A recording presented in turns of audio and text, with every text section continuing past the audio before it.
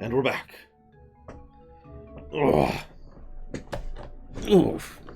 Well, that was an interesting episode, and introduces a character I actually rather like later on. She's just kind of a cartoon one-note villain here, but I like what they do with her later.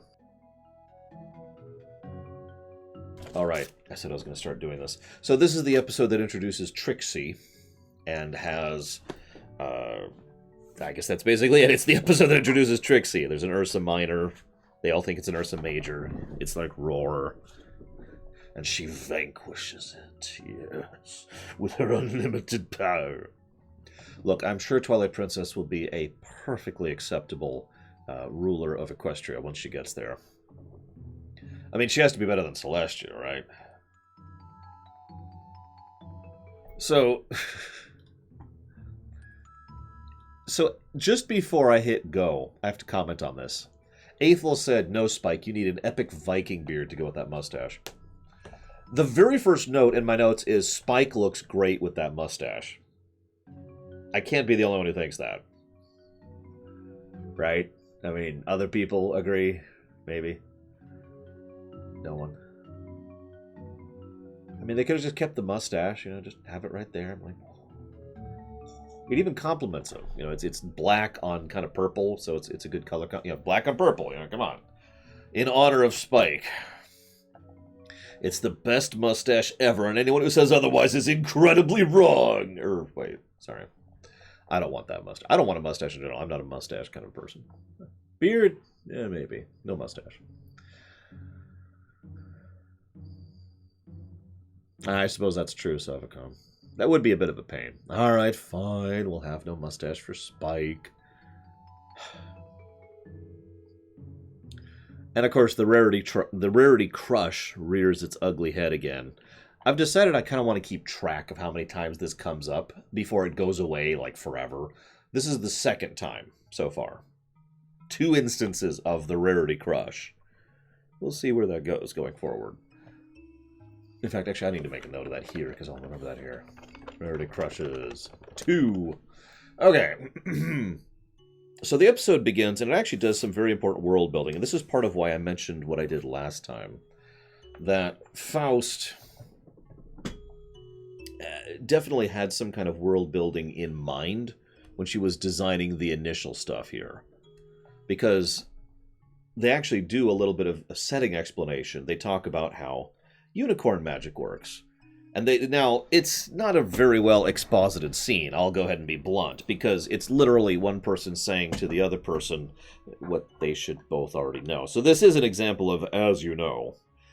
But it doesn't get across the exposition that unicorns in general have magic that is strong related to their specific talent, and nothing else, unless their talent happens to be magic. This now gets across both 2 points. 1, the nature of how unicorn magic works in general, and 2, the nature of how Twilight Sparkle is different from the overwhelming majority of other unicorns.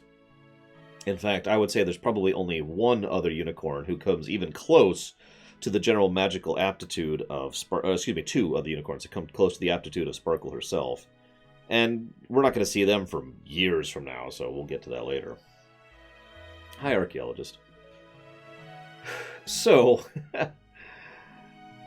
this is also when Snips and Snails are introduced. I'm not sure what I think of them. What do you guys think? Because they're too... Like, up until now, every pony has been of the same general model, visually speaking, just slightly altered. Snips and Snails look substantially different from everyone else. Like, they clearly made a different model base for them, which I am in favor of that. You know, having the variety of visibility, absolutely. But, yeah, unfortunately, this is Bulk and Skull, for those of you who know the reference.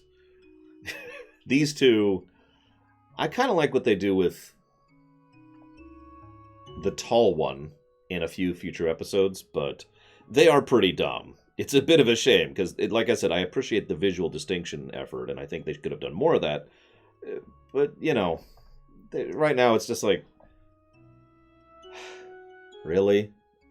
In fact, I would go so far as to say that these two are basically here as a deliberate counterpoint to Spike, Because Spike's kind of dumb, too, but he's, like, lovable, adorable dumb, right? These two are awkward and unpleasant dumb. And so we see both varieties there. Hi, Kay. Also, I want to mention something really quick here. In the background, so I'm pretty sure she's been here since the first episode, but this is the first time I actually really noticed Lyra Heartstrings in the background. I know that's a weird one to point out, but she's probably one of the background ponies that always sticks out the most for me. Like, I really like her design in general. There's actually a few background ponies I like the design of. And what's funny is Lyra Heartstrings is actually standing right next to Bon Bon. So I found that amusing, too. Again, totally not planned. Just, they're standing right next to each other in the crowd, and I was like, huh, okay. Where you been, Kay? I know, you haven't been around for a few weeks. There's actually another one. I can't remember what it is. I'll point her out when we see her. There's another background pony I rather like. But Lyra's probably one of my favorite background ones. Anyways, so before we talk about Trixie, I want to mention that there's this nice bit where Twilight Sparkle thinks that if she brags about her magical abilities, she will lose. Oh, this is a good song for Lyra Heartstrings and Bon Bon. That she thinks if she brags about her magical abilities, that she will lose her friends, right? Yeah, saints represent, you know. Now, I hate to keep rehashing this point, but I've always been a fan of brushstroke theory. This is a very good example of brushstroke theory. I'm starting to suspect that this is actually being done deliberately by the creators, actually going through with analysis mode on, instead of just watching it with my niece. Because this is yet another example, this has been almost in every episode so far, of the fact that the main six are not friends yet. In this case, specifically Twilight Sparkle, who obviously does not actually understand how friendship works, or how these connections work. Now that all makes perfect sense. These are effectively her first friends. At least the first ones that she's actually valued. And this, not only are they new, but she's probably absolutely terrified of losing them. Right? I mean, so, again, it makes sense that she would be so nervous and so hesitant about showing off because, yeah, she's still figuring out how friendship works at all. She's still trying to, it's this new alien thing, and she's still trying to process it. It is, of course, and I've said this many times, it is one thing to say that we are friends. It is another thing to actually be friends.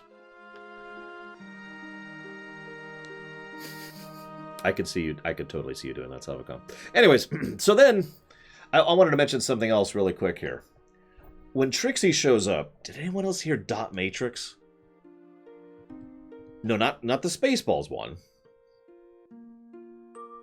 I'm not even going to say what she's from. I want to see if anyone else caught it. This is one of the earliest things that caught me about Trixie.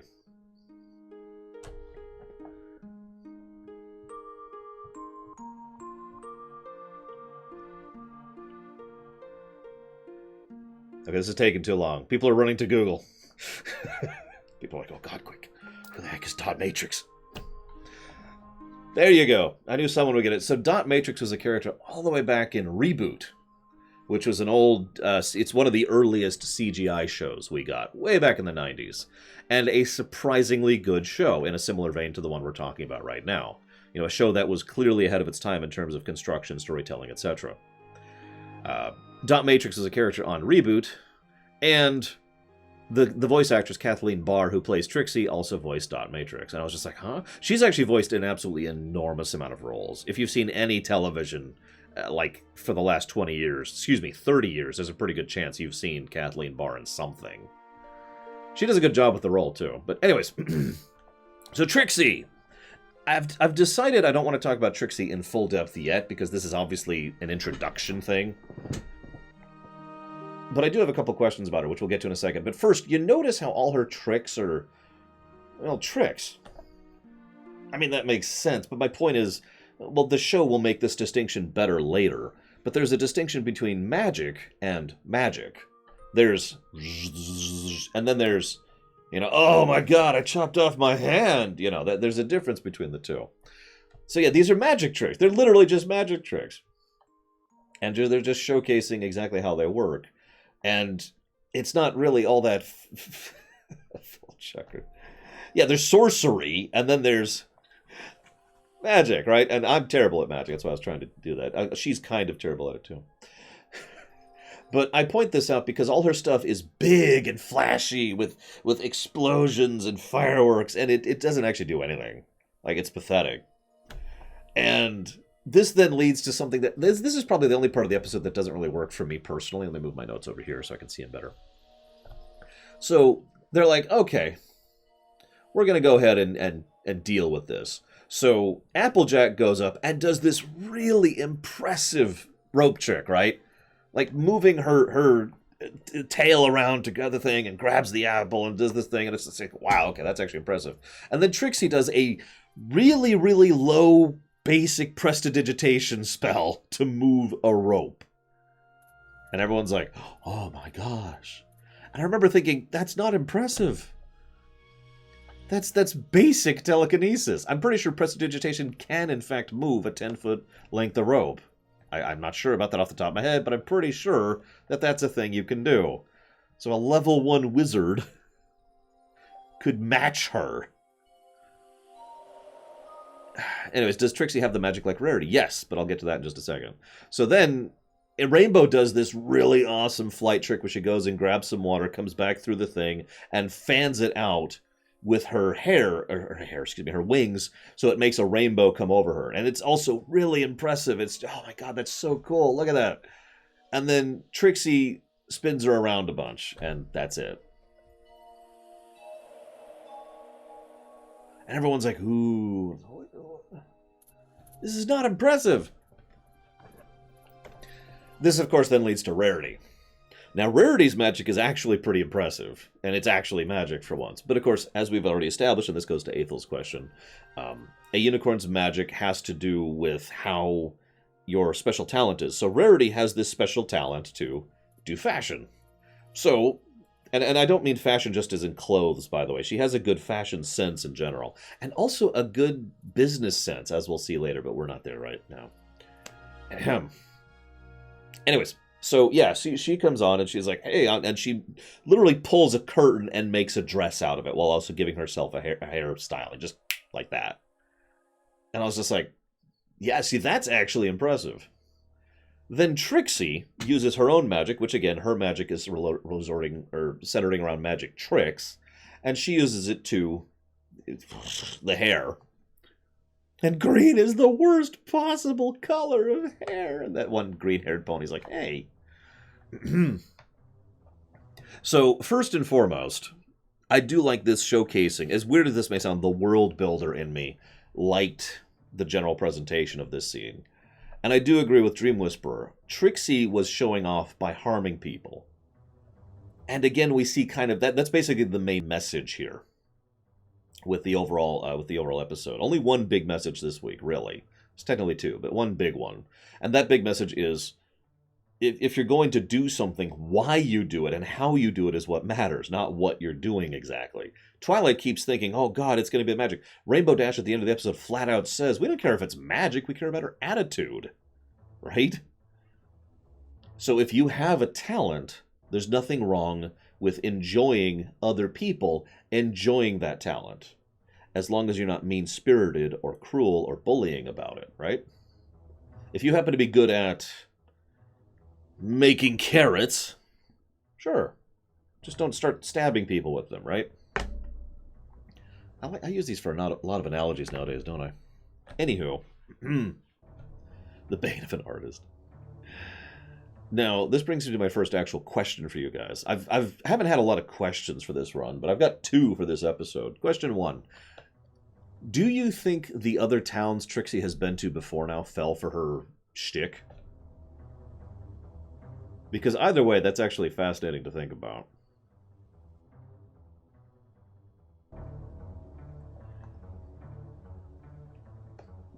I don't know anyone like that, Shikor. I wish I did. They'd probably be pretty awesome. Now, given a future episode, we could argue that Ponyville was the first time she was shunned. Because, well, frankly, because of the fact that, oh, my life was ruined after this one shunning. So I kind of feel like this is the first the first shunning she's had. I suppose that's a third option. She hasn't been to any other towns yet. But I bring this up because, so let's assume she has been to other towns, first of all. if they all were taken by this, that's kind of funny, and it says something for how pathetic the pony's tastes are overall. I don't really mean that as an insult, but the fact that they're like, ooh, ah, is just, yeah, okay, sure. If they weren't taken by it, then this is just, she's just been going from town to town and failing every single step of the way. Hi, Prog. It is, of course, as both Savicom and Aethel said in chat, it's possible this is her first actual run-through. So, her first attempt ever at trying to be a big show pony, and nope.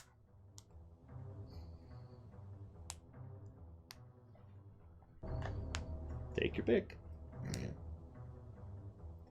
Well, exactly, Aethel. There's actually a concept or a trope for that, and I don't remember what it's called, but it's basically a matter of perspective, right? If you live in Azeroth, let me hear me out.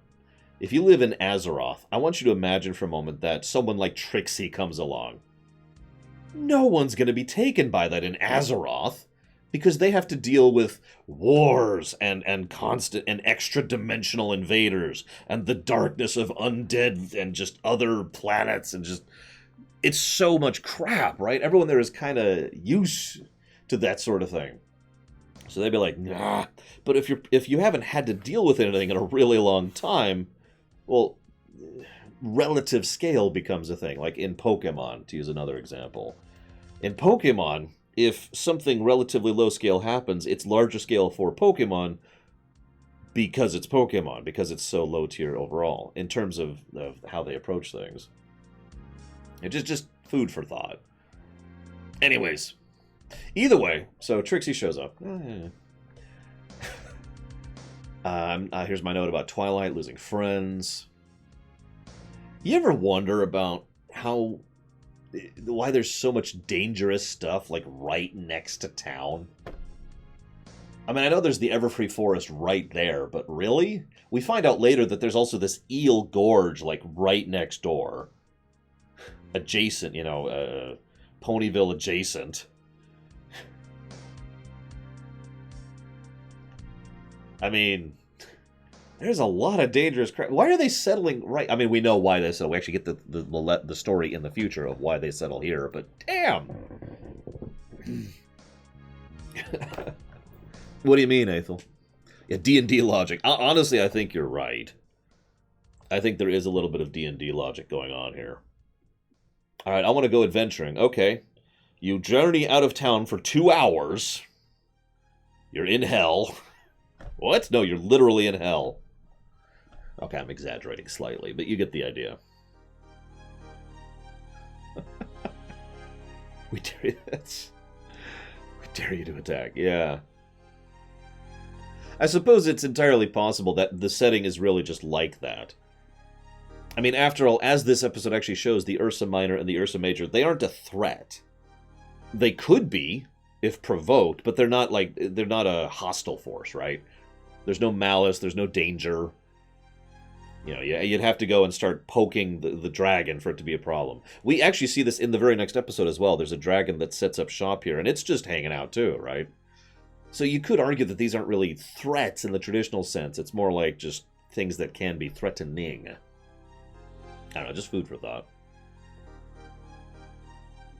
I would actually argue that the Ursa Minor and Ursa Major are less threatening than real-life bears, which are absolutely terrifying if they happen to roam towards an encampment or whatever. Anyways, so they summon. I see Aethel now. That's interesting. Okay, that's creepy. Did you do this, Aethel? So they drag the Ursa Minor and the Ursa Major into town. And I want to comment on something now. Do you notice this is an ensemble episode? Like, I know that sounds like a strange thing to comment on, but this is actually one of the things I like best about the show. That they have no problem centering episodes around secondary characters or tertiary characters, or varying up who gets the spotlight in any given episode. Instead of it always has to be about the main character. Now, I know you could say, well, this is a Twilight Sparkle episode, right? Not really. Spike actually gets more screen time than Twilight does in this episode. Snips and Snails and Trixie almost get as much spotlight time as Spike does. Then we have Twilight. Just interesting to think about. And I like that, for the record. That's the kind of television I tend to enjoy, where it's not... I mean, don't mistake me, all being about one character is fine. But I like episodes, I like shows in general, that don't mind saying, yeah, let's do a Nog episode, right? To use a direct example. Anyways, so... Snips and Snails, yeah, Pinkie Pie and Fluttershy were literally in the background in this one. Snips and Snails run off, they bring the Ursa Minor over. And then... I just want to smack them so hard because they just brought I mean, I want you to put yourself in the shoes there for a second. We're going to bring this incredibly dangerous thing over here, but it's okay because she says she's going to do something cool, and then we're going to watch something cool. They're doing this for entertainment. They're...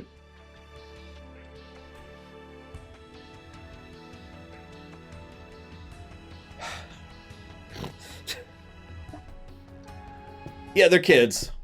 They are kids. Yes, it takes Snails a while. He does get there. Oh yeah, that's how I knew my earlier thing, Shikor. That's why I have, multiple parents now. Less than I used to. Anyways, so... This brings me to a point. Now, this is actually interesting to me. Trixie goes forward and goes ahead and tries to start... fighting the Ursa Minor. So first she repeats the rope trick, which does nothing, and then she tries a rain trick, which does nothing. So here's my question for you. Why do you think Trixie even tries?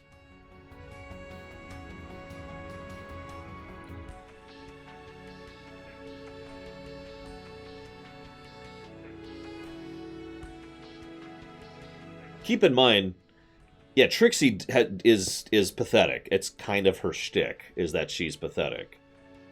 And she knows it. She is freaked out when she finds out that the Ursa Major is showing up. So why does she bother attempting?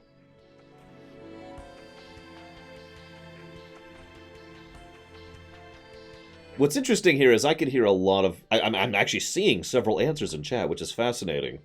And I think... the reason why she does this depends on what you think of Trixie as a character. Now, I'm going to say something really sappy. I think Trixie is a decent person. I think this is shown in future episodes. And I think Trixie is... In fact, that's actually going to be a negative to story much further down the line. Because there's many episodes, in my opinion, that show that Trixie is a generally good person. Pompous, but good. So I think this was literally a case of her being like, okay, it's this or nothing. So she tries. She fails, and then that's the end of it. Now, I point this out because I've heard other interpretations that I see several in chat. She's got to show confidence. She's trying to reinforce the facade. She knew there was nothing else she could do. She wants to prove to herself that she can do it because she likes it, because she actually thinks she can do it. That she is basically self-deluded. I would disagree. The only one of those I would disagree with is the self-deluded one. The Trixie we see is someone who clearly does know her own limitations. So I don't think she is sufficiently self-deluded to, in the face of actual danger, be like, no, I got this. That's the only one I would disagree with. All the rest of these are very valid interpretations of what's going on here. I just wanted to comment on that, because I think her motive is a very fascinating thing to discuss at this point. And it is very interesting to dig into the character of the individual. Yeah, when things get real, she does step up. That is true. She could have just straight run. She could have bailed straight up, like, oh god, it's an Ursa Major. Ah! And yeah, who said it? Shikor said she felt like less of a jerk than Gilda. I agree. She does feel like less of a jerk than Gilda does. Which is interesting, because this show has a really strong tendency to try and redeem people. You ever notice that?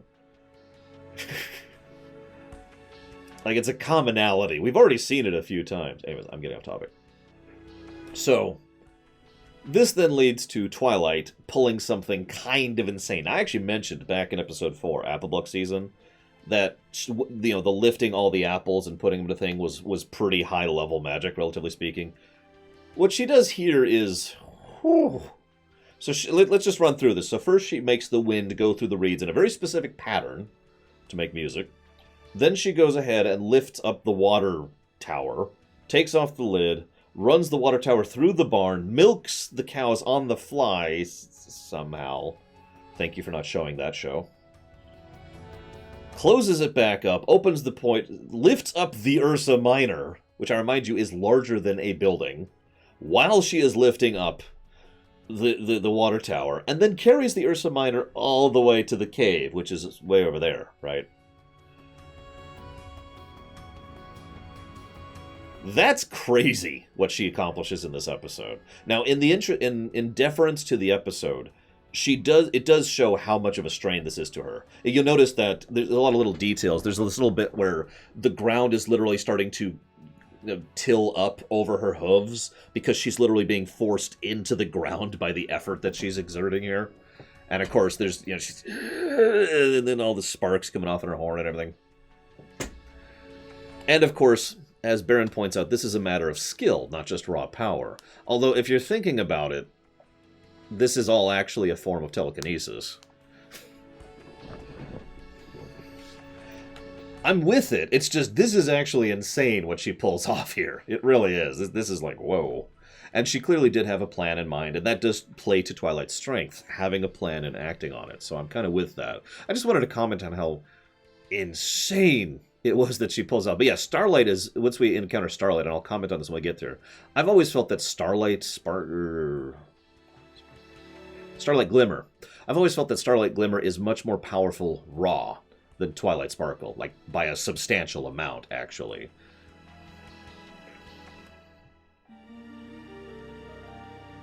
How many of this do I think she learned from her friends?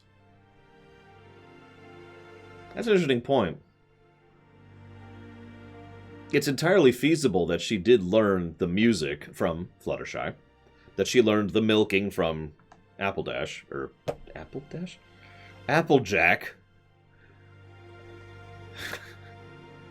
I'm not sure about the rest.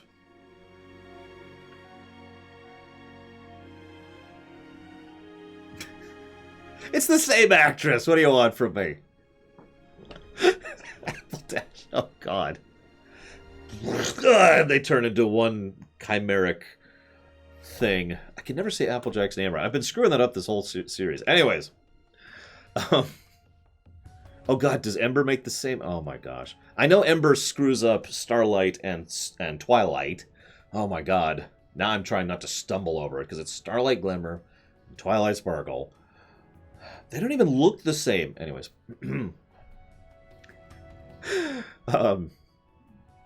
I want to comment on something real quick here, and I'm curious if anyone else has ever noticed this. I'm just going to say this very generically, and then I'm going to explain it. Has anyone ever noticed anything odd with Rainbow Dash's eyes?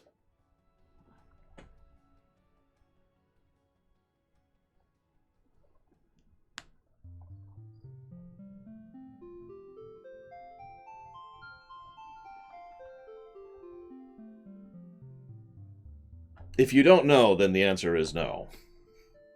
That's why I'm asking it so generically. See, I have a bit of color blindness, so I've assumed for the longest time it's me, but then I've actually looked into it, and I'm not sure if it is me. It could still just be me, but this episode, I've seen this so many times before. It looks like... So at first glance, it looked like she has heterochromia, where each of her eyes is a different color. But when I actually decided to look into it, it looks like actually the left part, or on the screen, the left part of her eye, that is to say her right side of her eye, is more purple, and the left side of her eye is more red, like more of a magenta. And I see this constantly. I've seen this in almost every episode, that there's just like a bleed over of purple to red in her eyes and the way they're colored. And again, in a few scenes, it actually looks like, because like she's looking over here, so you only see this side of this eye and this side of this eye, so it looks like purple and red. Just something I wanted to comment on, because I've seen that several times. And I noticed it this time again. And I was like, damn, I should mention that. Because you guys know more about this show than I do, I think. Anyways, then the episode ends on a joke, as usual. I say as usual. I'm gonna point these out too. The episode ends on a wah wah. Personally, of the ending episode thing, I prefer the episode ending on a music that doesn't fit thing more than the episode ending on a wah wah thing, but that's just me.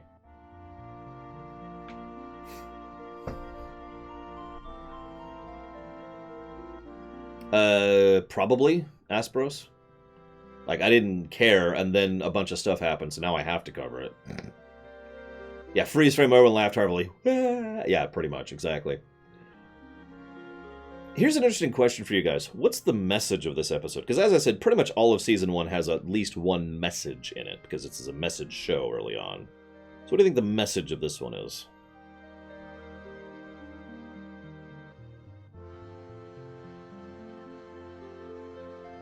If I can't restream BlizzCon, then that's going to be interesting. We'll see.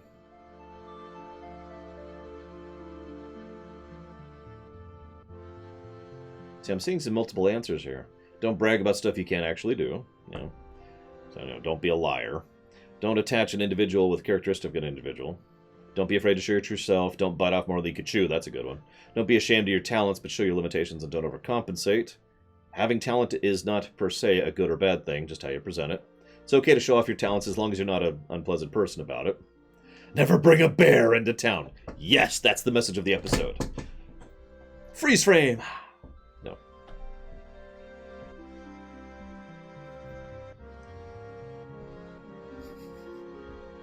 Interpret other people's reactions correctly and don't learn the wrong lesson. See, the reason I ask is I feel like this is a good example of intended message and delivered message, and how those two can be different things. I know I reference Star Trek all the time, but Star Trek does this several times where the writers had an intended message in mind, but because of the way the episode came across, the actual message that came across was completely different. I think the intended message was, it's okay to be proud of your own abilities, and that's fine.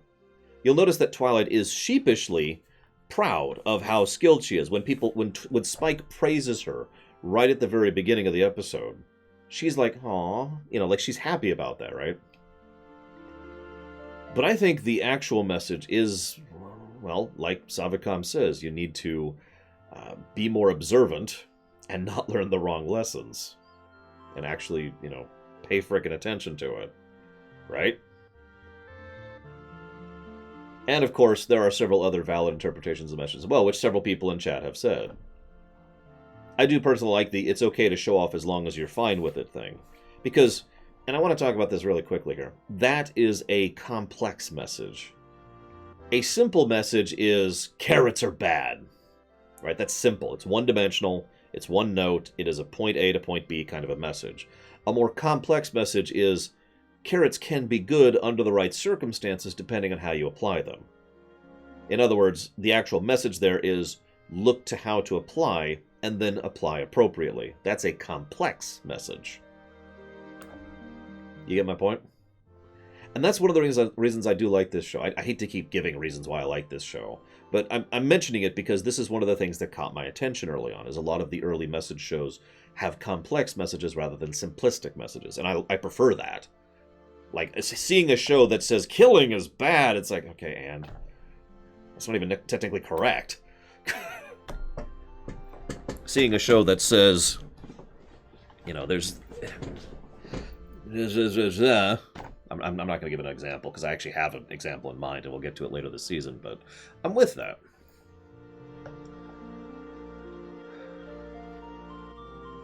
Yeah, I'm telling you, it's anxiety. I hate to say that. I don't think she suffers from full tilt anxiety, but if she was on anywhere on the mental spectrum, I would say Twilight. I almost said Savikam. I would say Twilight has anxiety. And that's understandable. I know people personally who have anxiety. I have occasional anxiety. That's not really a big thing anymore, but there are a couple things that hit me. Like, if I see a giant T-Rex bearing down on me, I'm like, well, that sucks. Huh, okay. I go back to driving. Yeah, Twilight didn't exactly have a great childhood. The EQG. Hang on. Let me answer that question by Googling EQG. EQG. Oh, no. I think I've mentioned this before, and that's because I have. I tried to watch that show. No, is the answer to that. I did try, and I failed. No. I was very unimpressed with the other show. I know that they share continuity. I know that there are literally episodes where like Twilight goes to the other stream and then come back.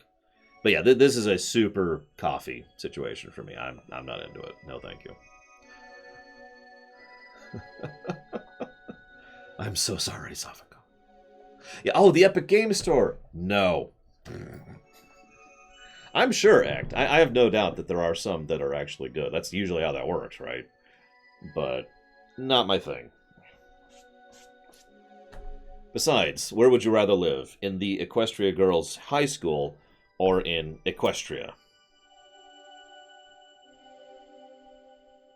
Maybe I shouldn't ask this question. I'd be over here. I've already said that. Just a little dude teaching some lore. Be bald, of course. No mane. Are there any bald ponies in this show? That just kind of occurred to me. I know there's a bald donkey, because that's kind of a thing for him. But I can't think of any bald ponies off the top of my head. Hang on. Let me look this up.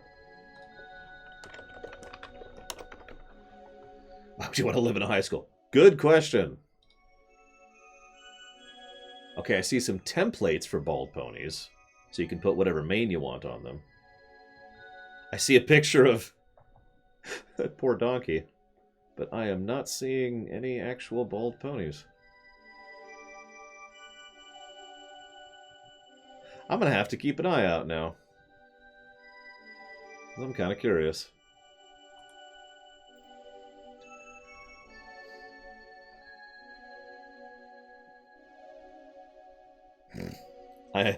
So there you go. I'm the only bald pony.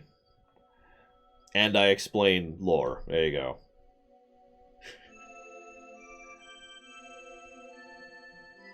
I mean, I shave Savacom, so yeah, I guess that would qualify for me. Anyways, we're getting off topic. Let me go ahead and chop off the local recording.